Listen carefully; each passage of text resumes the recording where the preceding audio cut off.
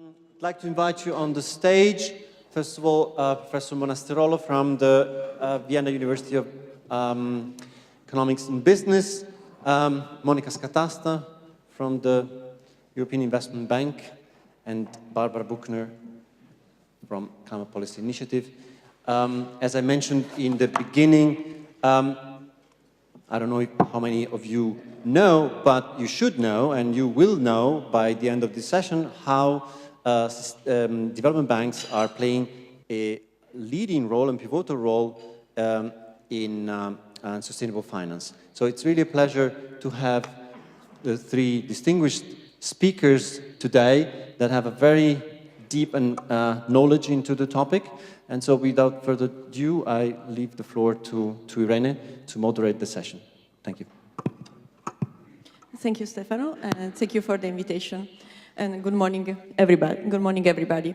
Today, we have the great pleasure to have here with us a couple of great women who are great experts, not only in climate finance, but in climate development finance. And the topic of today will be actually how development banks, and which lead on the promotion of sustainable development, which includes also climate, which increasingly include climate action, could help us to get the balance right between sustainability and development. So starting from my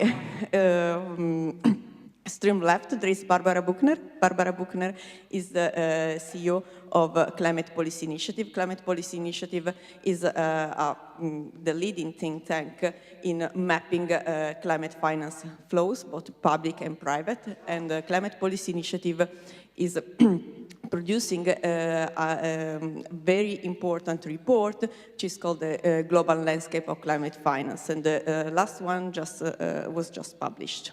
Then we have Monica Scatasta. Monica Scatasta is the head of the Environment, Climate and Social Policy Unit at European Investment Bank.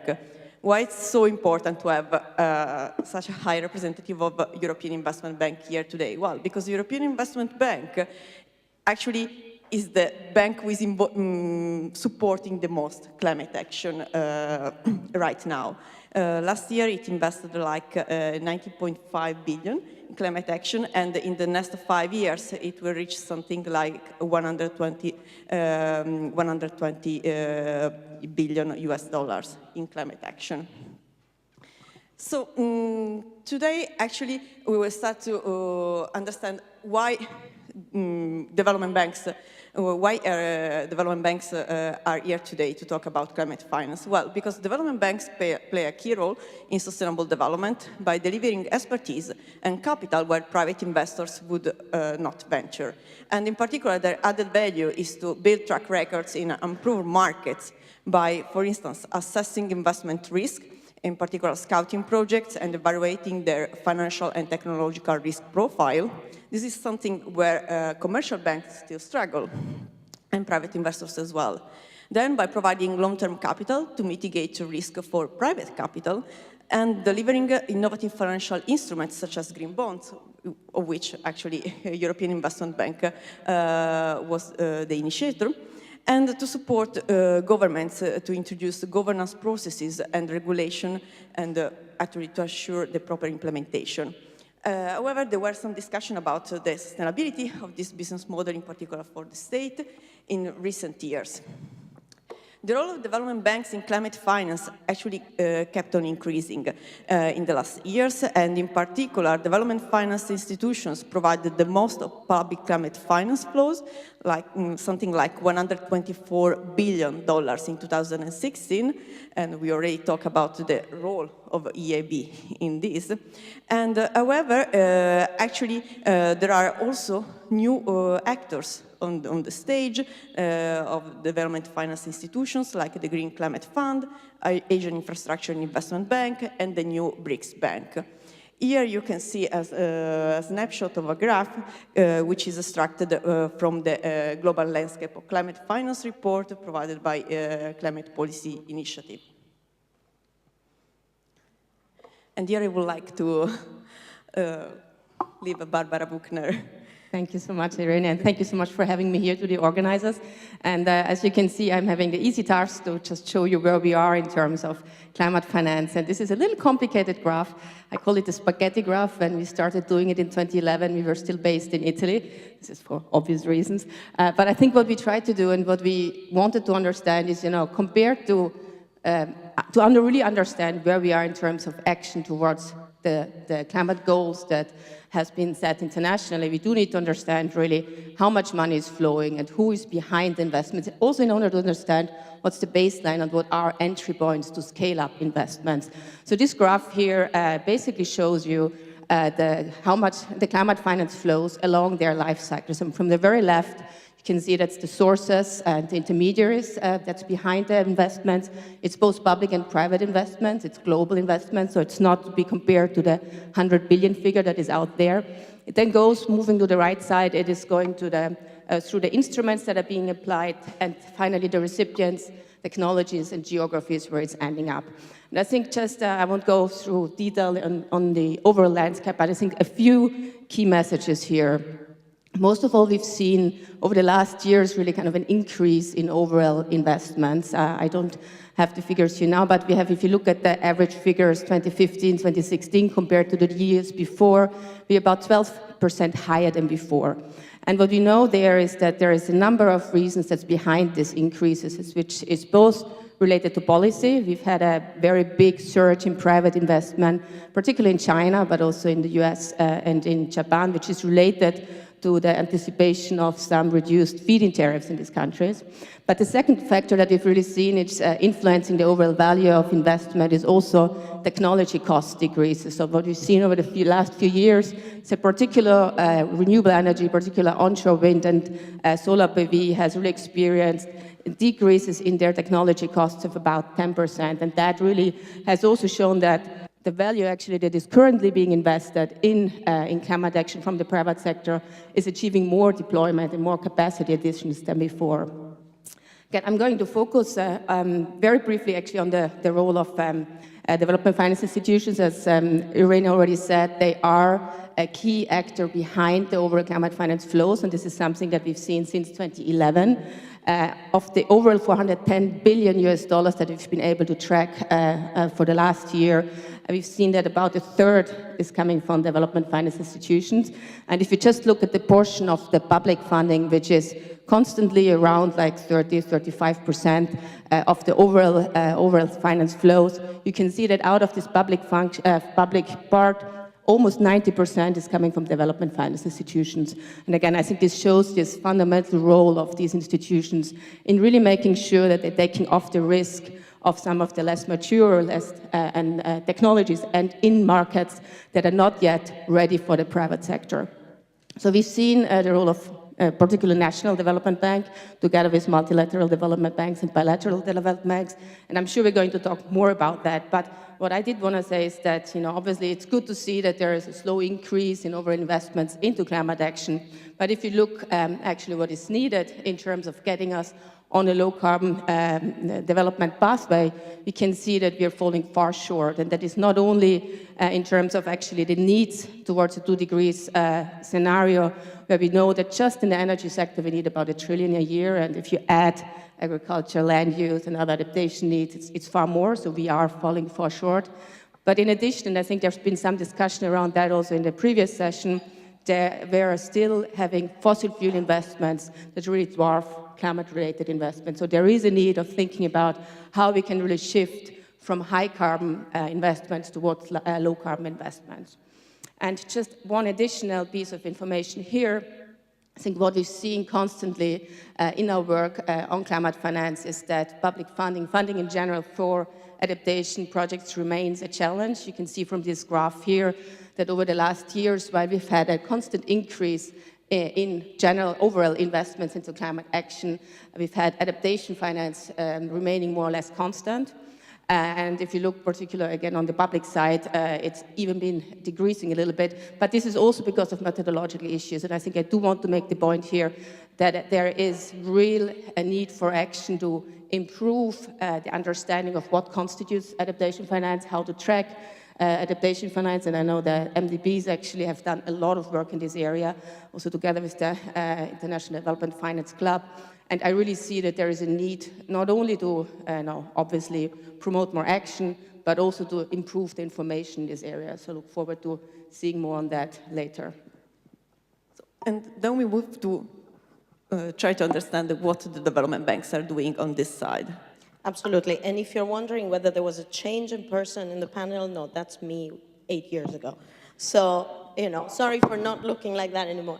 But anyway, the point that I wanted to make is that, you may not be aware of what an actor like the European Investment Bank does. First of all, who are we? Just to make sure.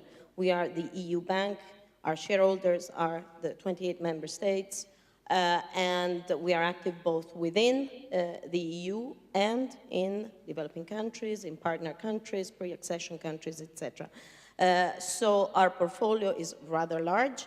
I'm presenting here the figures for the last 5 years up to 2016 because today, as we speak, actually, our president is in our annual press conference presenting the 2017 data, and therefore I cannot present the 2017 data here, which, by the way, for climate is preliminary until our audit, because our climate data is audited, and this is very important because of the importance of credibility in the reporting on climate data. But let's see what the data says, and the data confirms basically what Barbara was saying with regards to the fact that adaptation over the last, let's say, those 5 years, 2012, 2016, while we have had really an enormous impact in terms of volumes with over 90 billion euros in lending for climate action, but adaptation accounted for 4.7 billion only.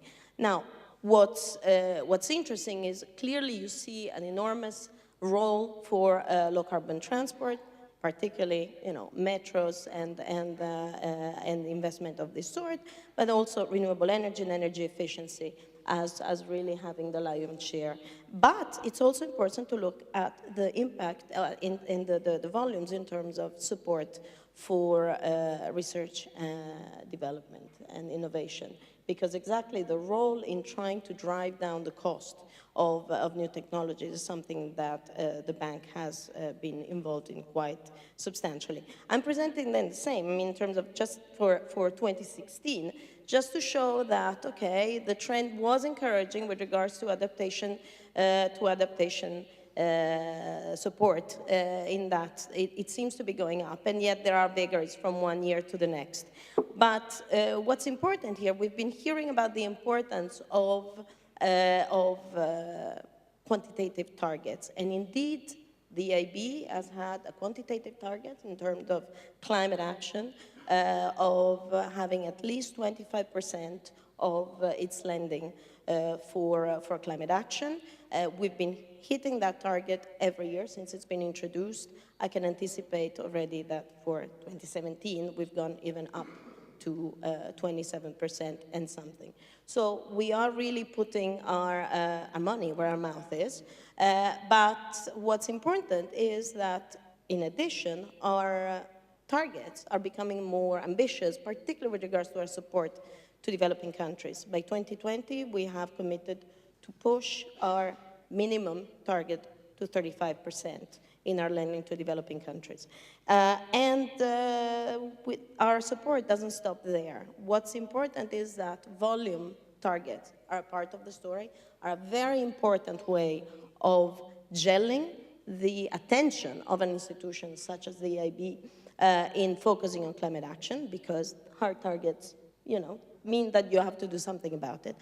But in 2015, ahead of COP21, we issued a climate strategy that we're very busy implementing, and I will say a bit more about that, where we wanted really to affirm very strongly the importance of moving beyond volume targets and looking at impacts, first of all. So the identification, the measurement, the reporting of impacts, and making sure that our activities actually increase in impact in terms of both impacts of project per se, but also the impact of our financing in terms of mobilization. We've heard from Barbara, the money that we can put on the table, it's not going to do it. We need to mobilize private finance. We see the big push in this area, and we can discuss later how to do it, what are some of the elements to do that properly. So reinforcing impacts. Second objective, as you can see, very interesting, building resilience to climate change in terms of two aspects, both risks and opportunities.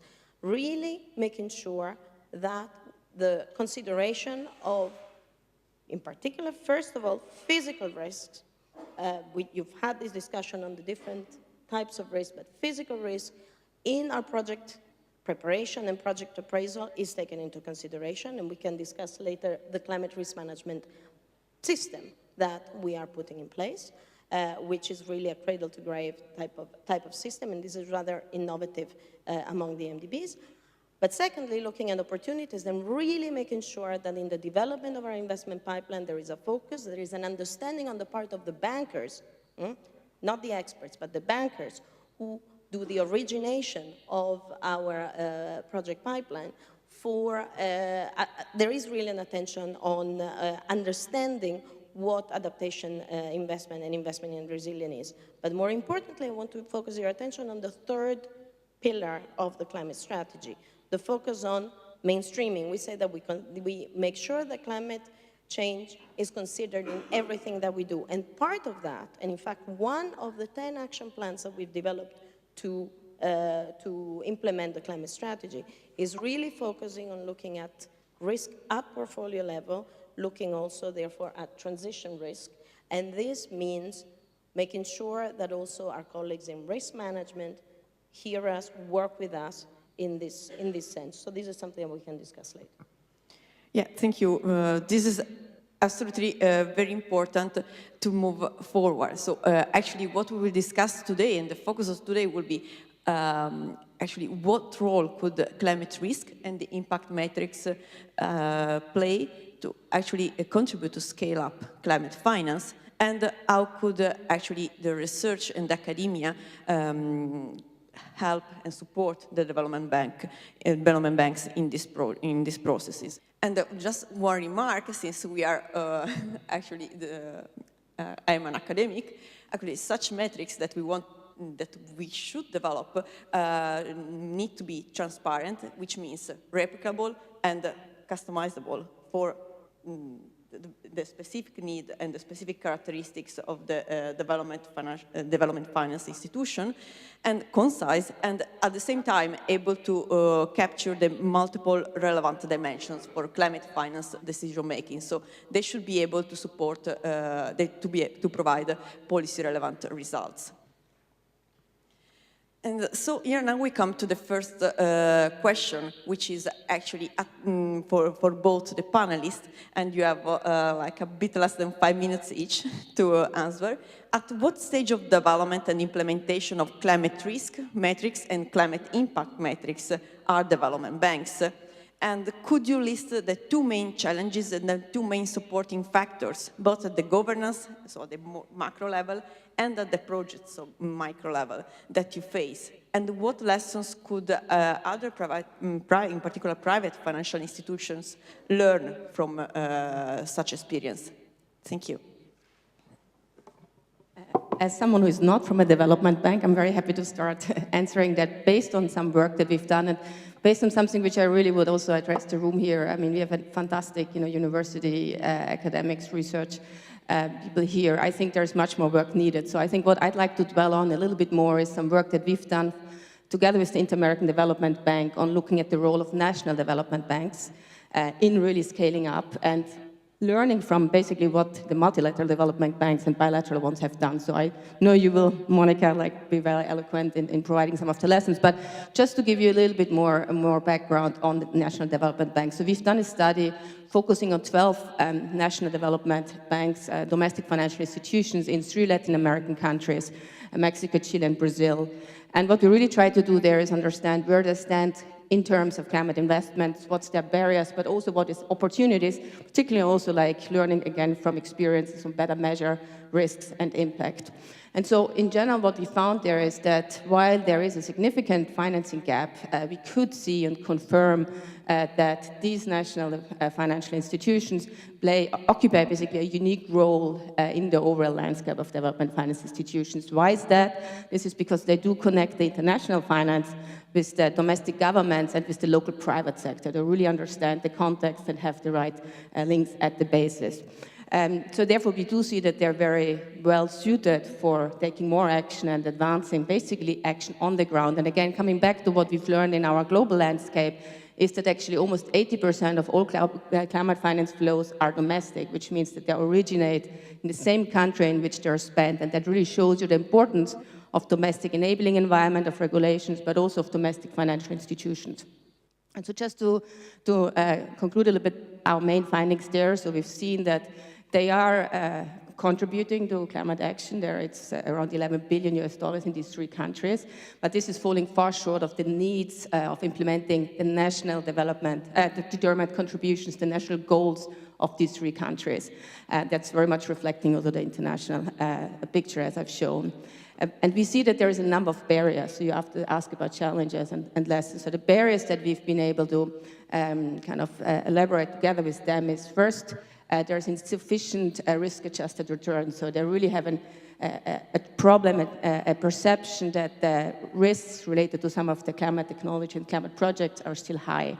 The second is there is a lack of long-term and low-cost capital.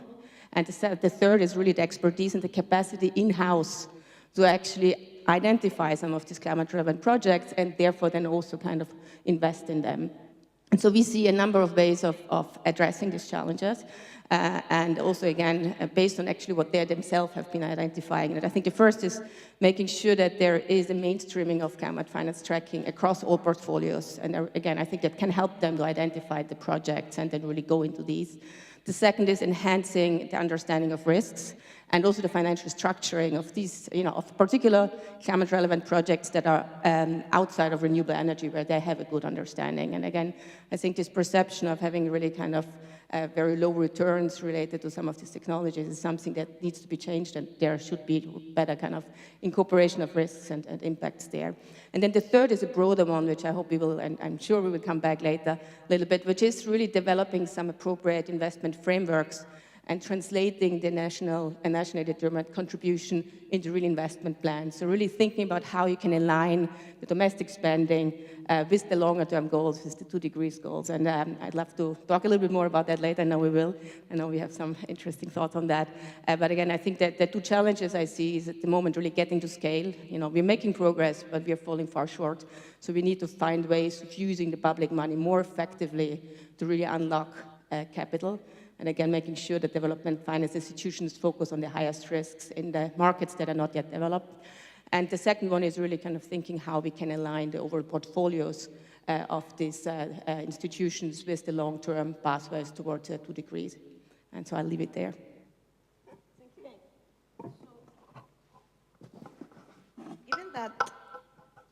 Given that Barbara has given us a very good overview with regards to the broader set of challenges, and also you were talking in particular about risk, and also in the sense of risk return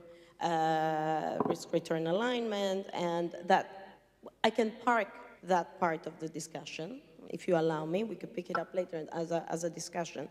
But I want to zero in on something else. On the first question, in a different area of what we mean by climate risk and how we assess it. And I want to talk about the way in which we are basically embedding in our project cycle consideration of physical climate risk. This is something that it's important to make sure that we focus on this aspect as well. Can we go back like a couple of slides, I think? We have where we are now. So the MDBs at the moment are all along a certain kind of continuum of, let's say, consideration of physical climate risk at project level. Some of them are doing just screening at the beginning and identifying levels of project vulnerability, but then not necessarily following through after that. Others like, for instance, I think the African Development Bank is now really embedding this assessment throughout the project cycle. It's important for those who do not work in an MDB to understand, how do we do our business.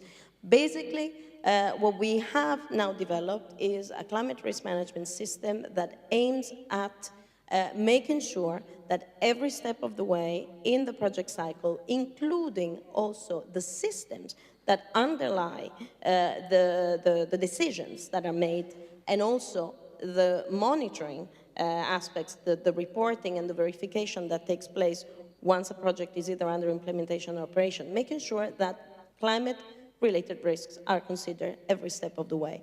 I'll walk you through it very briefly. But very early on, well, one thing that I also want to say, the difference between EIB and some other development banks is that we're present both in the EU and in developing countries, which means that we have very different type of counterparts, and they also come in at very different moments in terms of the project maturity. When we work in the EU, very often the project comes to us at a level of preparation that is very advanced. When we work in developing countries, we may be operating more as a as a normal development bank, getting involved much earlier, getting involved into project preparation. So this reasoning needs to be adjusted, and you need to keep that in the back of your mind, that we're going to have two different modus operandi depending on the moment in which the project comes to us and the degree of preparation.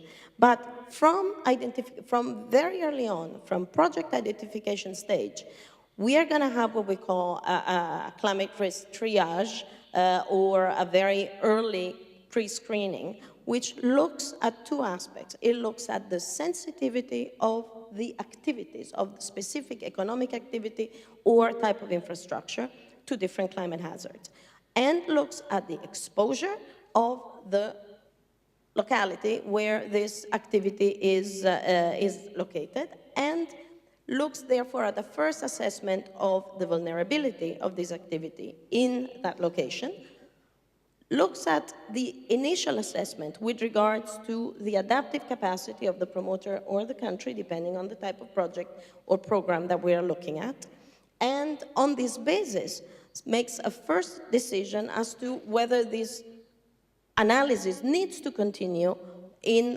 the following steps of project assessment.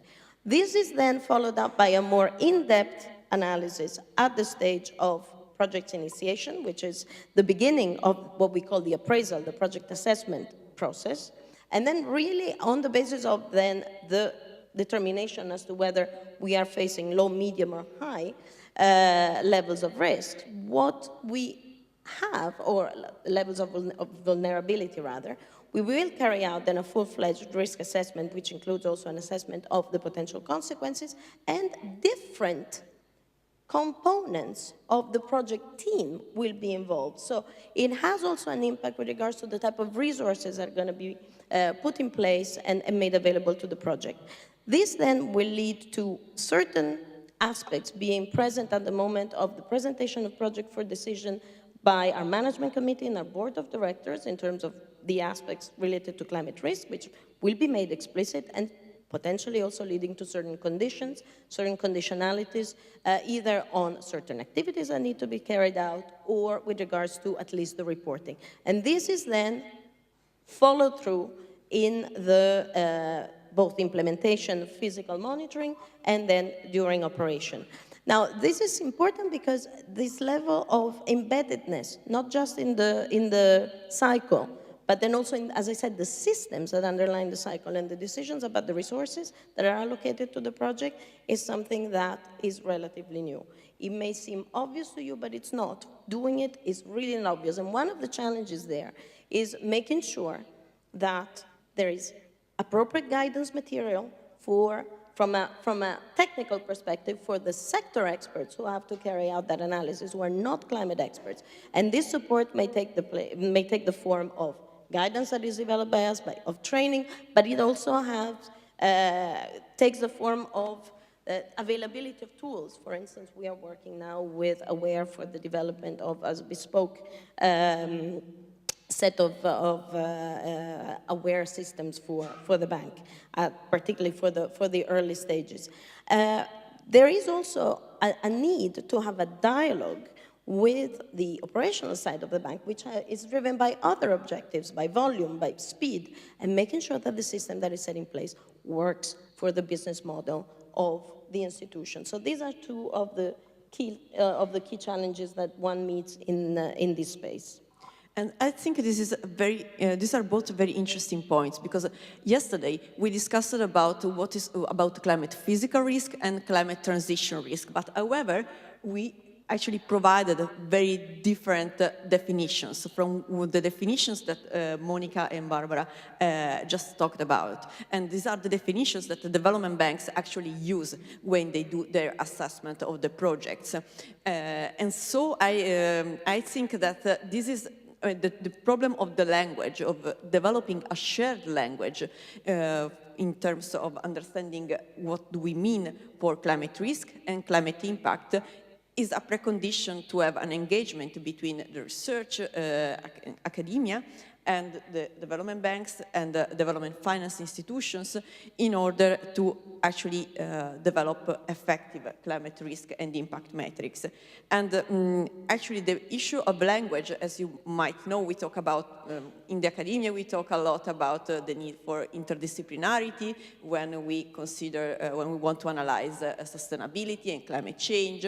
But however, we also face in our sector the issue of finding a shared language between among economists, physicists, sociologists, and political scientists. And I think that this is an important point of this discussion. And I would like to move now to the second question. And actually, if we stick on this point, we see that when considering the exposure and what we consider as exposure to climate physical and transition risk, then lead to a different way to assess the contribution of each project in terms of actually climate action and its exposure to potential risks. Yeah. Let's start with language. If we start talking about exposure to risk, where in fact, in the context of the way in which we assess and we talk about physical risk, climate physical risk, when we look at our projects, exposure is in fact it's a definition of a very specific element of the overall vulnerability. So we should try to start using the same words for the same concept to the extent possible. And by the way, it's not something that's been invented by MDBs. It started in the UK, this definition of sensitivity, exposure, and vulnerability. And this is, in terms of the practitioners, at the moment, for instance, in 2016, a group of European financial institutions, which includes both multilateral, bilateral, and the Commission, brought together the consulting community, because the consultants are the ones that are actually helping in designing projects in developing countries, to see where and to try to drive towards a common understanding of how we can incorporate consideration of climate risk in project preparation and assessment. And this led to a publication. I think you have the slides that will be distributed also have the link to that, because this is actually starting to be used quite systematically by the consultants community. And this is an important aspect to make sure that we have a common understanding of how that is addressed. Here you're also talking about transition risk, and until now I haven't spoken at all about the way in which we look at transition risk. That opens a completely different set of questions. When we look at the exposure of our portfolio to transition risk, the instruments also that an entity like the EIB and other MDBs can have in addressing that have to do with the tools that we have to select also the projects in our portfolio. And here we have completely different instruments, such as the fact that EIB was the first to introduce a shadow price of carbon in its economic analysis of project. That leads to certain decisions with regards to the type of projects that enter our pipeline. We also have different levels that are acceptable for the economic rate of return of transport projects for those that are not in the low carbon category. That also has an impact. We have been systematically, and now in an audited fashion since 2015, reporting on our carbon footprint, both in terms of our portfolio, and here, very importantly, I think we're still the only one, but I have to check, reporting both relative, which everybody does, greenhouse gas emission, but also absolute. And this is fundamental, because it's the absolute that tells you a little bit more of the story. Relative, that's discute, but we can talk about that later. But more importantly, the fact of doing it in a way that is actually audited, the credibility of this is really, really important. And finally, we also have an emission performance standard that leads our decision with regards to energy, which de facto rules out coal, and we haven't been investing in the early stages of fossil fuel development for many, many years now. So you can drive the transition risk of your portfolio through instruments that have nothing to do with what I was telling you before about the climate-related risk at project level. We have to be very careful to keep the distinction. And I think that this is very important when we discuss the second set of questions. So how could research support development banks in the process of understanding risk and scaling up opportunities? So if you could address this point, in particular, if you could identify potential advantages, synergies, and complementarities between these two sectors, and explain your experience if you have already engaged with academia or where do you want to go. Will be short in really 3 minutes, so that then we can start then the questions from the public. Right. Maybe just starting with the experience. So CPI, we are a research organization. What we do, we work very closely with a wide range of actors, both research, but also we have a very close relationship now with the development finance community, both the MDBs, the national development banks, but also the broader International Development Finance Club. And I think and also with private actors. So I think what we try to do is really bring together the different types of data, the approaches, and really make sure that we go towards one language. But I think this is still kind of the major goal that we should all have. But maybe just 3 very quick things that I see, where I see that academia research really is needed going forward. And they all relate to the one point I made before is like, I think where I see the most need to advance action is really to think about how can you operationalize the goal of the Paris Agreement 2.1c, which is making finance flows consistent with the pathways towards a low carbon and climate resilient future. So really, how can you make that happen? And it's kind of going more towards the transition side, but I think there is really areas to work on. And I think there is like 3 areas. The first, as I said before, there has been incredible progress on more clarity and transparency in climate finance. And again, MDBs have been leading the way there. But at the same time, what we see is that the scope for climate finance being tracked is not integrated across all project parts. And it also remains pretty narrow. So where I see really the need also for kind of one standard that allows financial institutions to assess how their investments and their financial decisions actually align with climate goals like the 2 degrees pathway. And so I think there is a real need for academia to think about how can you translate these low carbon climate resilient pathways actually both temporarily, so what is in the short term, medium term, long term, what are kind of climate decisions and the related in terms of climate risks, and also sectorally, so really across all types, including going beyond renewable energy, basically. And I think then, so that is for me the first area where there is really a need for action. The second one is like making the measurement of impact and of climate finance tracking more efficient. Again, there is lots of different initiatives going on. We've heard already about different parts in the financial spectrum, actually, also in the earlier panel. And there's the MDBs, there is, the DFIs. And so I think, again, DFIs, in my opinion, just have some operational margin maybe to report on a few more metrics or like indicators related to climate or sustainable development.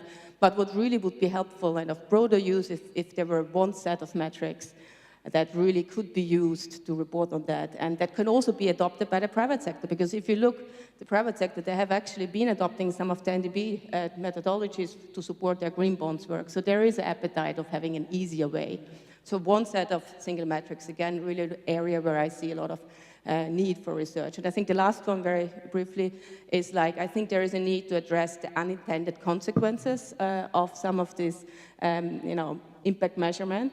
We've talked about that. This is why Monica is laughing. But I really see that there is, very often development finance institutions are not operating in a bubble. They are aligned with the countries or their counterparty needs. So there would be really need to understand and anticipate what are some of the trade-offs between long-term climate investment decisions and short-term political and economic realities. So having a better understanding there, I think, would be very helpful. And I'll leave it here. Thank you, Barbara. This is absolutely important. But however, in order to do so, what researchers need is to, on the one hand, is to better understand what development banks, where development banks are heading to and how they work, and on the other hand, have access to data. And this is, I think, a main point of discussion as well. Yeah, well, I was smiling also because given that we've been talking about this for a long, long time, very often we agree on, and so I will just pinpoint a couple of points on building on what Barbara said. I could not agree more with the importance now of really trying to understand what the transition pathways are, and in particular focus on just transition. What does it mean? The winners and losers. This is going to be a fundamental discussion as we head into COP24 in Poland. So I think that this is something where we need to get our heads together. You will recall that in Paris, I think it was the day before the Macron summit, AfD made the announcement, or maybe they had already done that at the COP, I cannot remember, but AfD made the announcement that they're going to make their portfolio 100% compatible with. Now, everybody is waiting on the definition of compatible. So that is what we really need to work on now, because this is what we have, actually our shareholders have committed to it. So we have to do it, but we need to work together on that. And as I said, the focus on just transition, winners and losers, what to do, how do we deal with this aspect, which is also fundamental then in bridging that gap or helping the trade-off between the short term and the long term that you mentioned as your last point. Second, indeed, what we have now, and I'll show you this publication, which also should have a link. This is a publication that the MDBs have been putting out for the last 7 years on how we, on basically our funding in joint geographies, in the geographies where we're all active.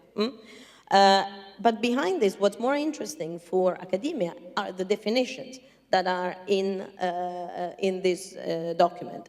The definitions with regards to what we consider to be mitigation and what we consider to be adaptation. And you will see that, in fact, on adaptation, there is not a taxonomy that is easy to use and communicate as you have on the mitigation side.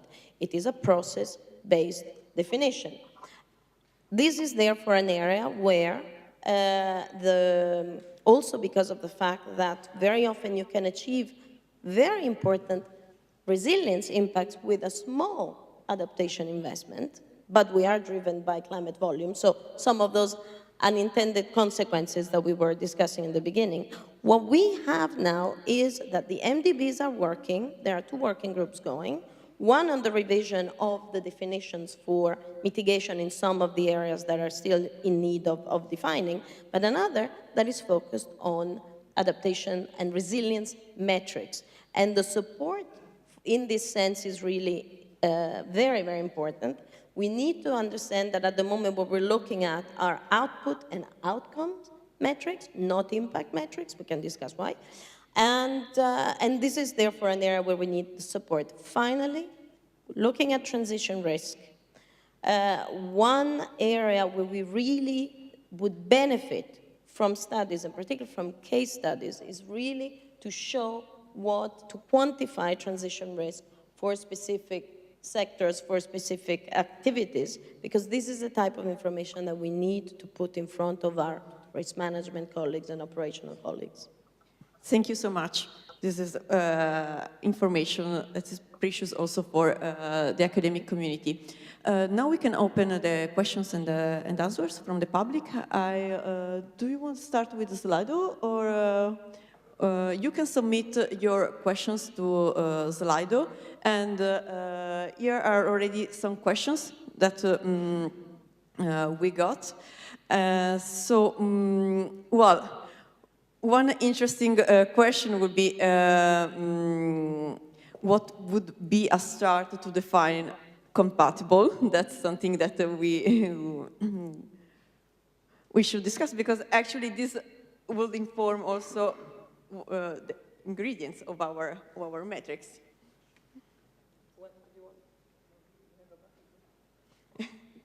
She has a working group, so she should start.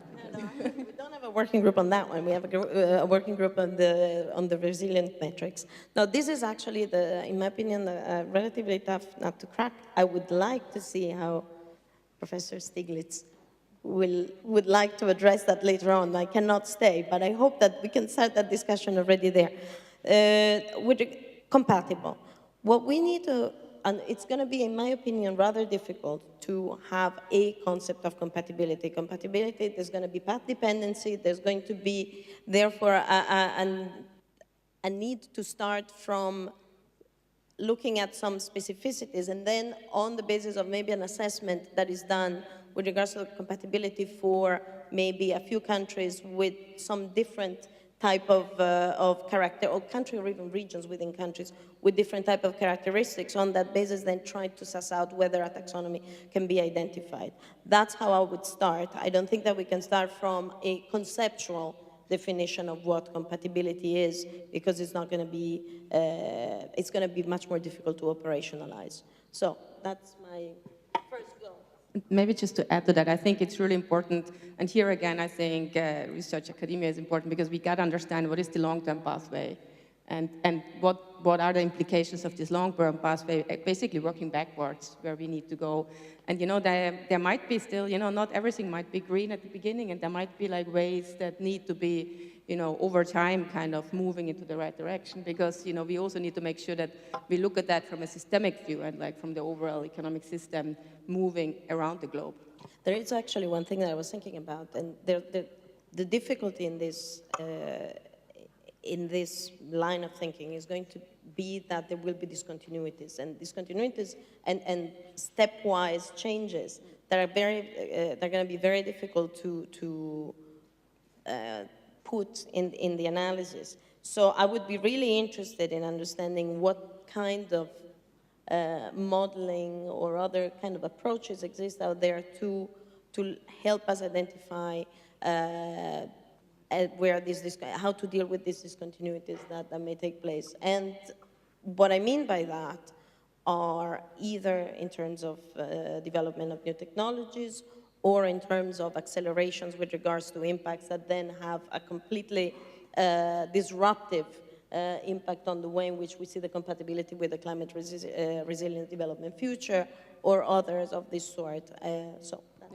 Sorry, one last point. I think what is also interesting in this part is like really thinking about what's the tipping points, So really, we've seen, for example, one tipping point, which I think is great. In 2015, for the first time, investments in renewable power generation has been more than double than global investments in non-renewable fossil fuel power investments. And this is a tipping point that shows that the markets are mature. But what are the other tipping points? How can we get towards these 2 degrees? Yes, this is a point that we addressed also yesterday during a session on how do we get to the 2 degrees target, what kind of policies we need for green growth, and how can we model them, and the need to go beyond some strong assumptions, strong and sometimes unrealistic assumptions of existing models used to do such assessment. And I would like to take another question from Slido. There is a question by Max Ernst. Is there enough exchange and alignment between development banks and the private sector financial market participants on climate change? And if not, why? Based on my experience, I think that well, it depends on how you define alignment and on what. But there's been definitely an increase in the, let's say, utilization of common languages, as Barbara was saying.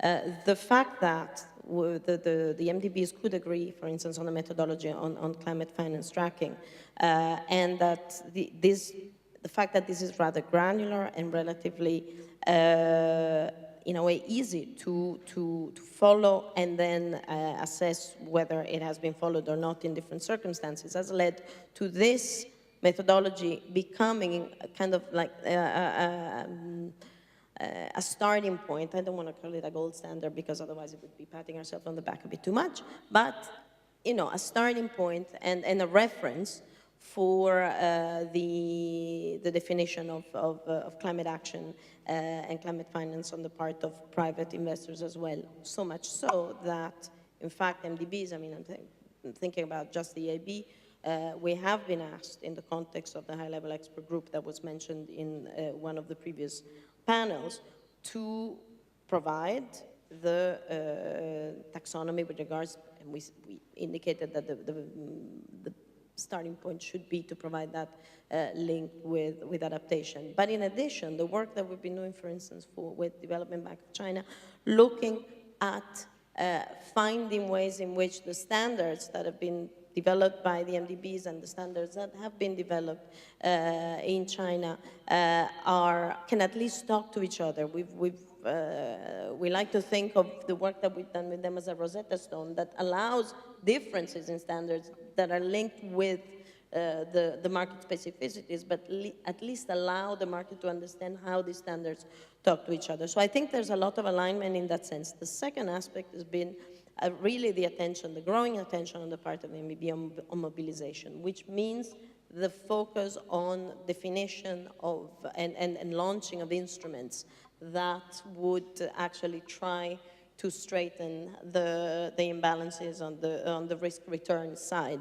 And there's an enormous amount of work that is going on that. So I think that the interactions are actually growing and quite fruitful. Maybe just to add to that, I do agree. And I think just to build on that, I think the last point that Monica made is really this importance of making sure that you use public finance most effectively to really unlock, more capital, private capital at scale, which is what we need if we want to go towards 2 degrees. I think that shows that we really need to think about some more innovative financial solutions that move away from the current business as usual. I think, the fact that renewable energies are, competitive with fossil fuel shows that maybe development finance institutions should not be focusing on, investing into onshore wind in like a very, kind of secure market. So maybe it is time kind of to think about how we can shift the available public capital even more towards the, continue to be at the cutting edge, or continue to be at the technologies that still require technology cost declines in order to become big, competitive, be in markets that are not yet that mature. And I think what Monica mentioned, this last part on really thinking about how you can come up with new financial instruments, new financial solutions that can use that capital most effectively to unlock private investment is key. And we're working, amongst others, via EIB, but also other development finance institutions in something which is called the Global Innovation Lab for Climate Finance, where we're exactly focusing on that one, where we really try to come up with scalable, replicable financial instruments that can use the limited concessional capital most effectively to really unlock private investment. And if I may, the challenge now, we've been doing it particularly in the renewable and energy efficiency space, in the mitigation space. The challenge now is to do that more in the adaptation space. If we think of one instrument where we've been involved, the Land Degradation Fund, one of the transformative 12 at the Macron Summit, I think it's important to keep pushing in areas and keep creating asset classes where at the moment the market is not necessarily perceiving that they are. Thank you. And now we take a couple of 3 questions from the floor. We have one there, then there is another one over there. Yeah. My name is Armin Haas. I'm one of the founders of MCII, the Munich Climate Insurance Initiative, and this is about adaptation, climate insurance. Now, I wonder, do you have a vision of the role development banks could play in climate insurance in the decades to come? All right. Tough question, I know. No, it's a very interesting question. I have to say that, at EIB, there hasn't been, in my opinion, sufficient engagement with the insurance business. The World Bank has been more involved, and I wish that they were here to say what they're doing. I don't know if Mafalda, but she's working just on the SIP, maybe IDB. But this is an area, I mean, we've had discussion with regards to engaging in particular on, with regards to the scenarios, the risk scenarios, etc. But I think that this is an area where we indeed more needs to be done. And I'm going to leave it at that. I could just to add to that, I do think that's very, congratulations of being part of that initiative. But I think we've seen in this innovation lab that we run that insurance certainly is one of the key kind of tools to be used more. And we have one instrument there, which is an energy savings insurance, where IDB actually, and the Multilateral Development Bank, is taking off the performance risk, basically, of energy efficiency savings insurances in developing countries. And that really has helped to kind of trigger more investments by small and medium enterprises into energy efficiency technologies. And this way, hopefully will help to scale up. But I think for me, there is a big role for MDBs to go in there and take this incremental risk, or be part of the insurance package together with local insurance companies. Thank you. Now we have another question. Professor Stiglitz. A question and some comments, which a little bit about a role of the Multilateral Development Bank. One of the questions that we always asked was, what are the market failures that give rise to a role for a multilateral development bank, a public, where is the private sector failing? Actually, it's failing in lots and lots of places, so it's actually not that hard to answer that question. But in particular, with respect to climate change, I think there are at least 2 or 3 aspects. One of them is that the private financial sector tends to be very short-term, and climate change is a very long-term problem. And secondly, the private sector actually isn't very good at mitigating risks that they aren't familiar with. There are certain kinds of risks that they get to know, and these are risks that they are not yet familiar with. And by developing a familiarity with it, it can actually push the agenda along. And thirdly, the private sector is not actually very innovative. It's innovative in one way, figuring out how to rob other people in one way or another. In the sense that, I shouldn't mention this, but Trump represents the kind of what? I said I was going to begin with some comments, and so the point is that the role of the financial sector, the multilateral development banks in promoting new innovation, I think is very critical. One aspect that's been emphasized a lot is that in the picture that there were 2 questions. One, in the picture that you drew of the development of a development project, there's the view that development banks play a very particular role in that intermediate step of developing the project, and that kind of risk is one that the private sector has not done very well. And once the project gets developed, one can develop financial instruments to divest some of the risk off of the development bank. And what is your experience with that? And the second one is a question actually that was raised on a couple of the slides here. There's been a lot of concern that the credit rating agencies and their perspectives on what is required to maintain a AAA have really circumscribed the ability of the development banks to fulfill their missions with respect to risk mitigation. And how are they thinking about dealing with that problem? Okay, I'm going to take the first question first. as I said, what I wanted to show with that, with the picture on the project cycle, was the embeddedness in our project assessment. But it's true that, as I said, particularly when we work outside of the EU, but sometimes within the EU as well, we become involved in the project preparatory stage. And here we're talking, on the one hand, when we talk about project preparation, very often what we have in mind is your traditional infrastructure project with the preparation of the feasibility studies, et cetera, et cetera. And that is, indeed, if we stay with that for a second, the role that we can play and that we have been playing through project preparation support in making sure that climate change considerations are embedded in the earliest stage possible, options analysis, option definition, etc. It's actually a role that is an important one.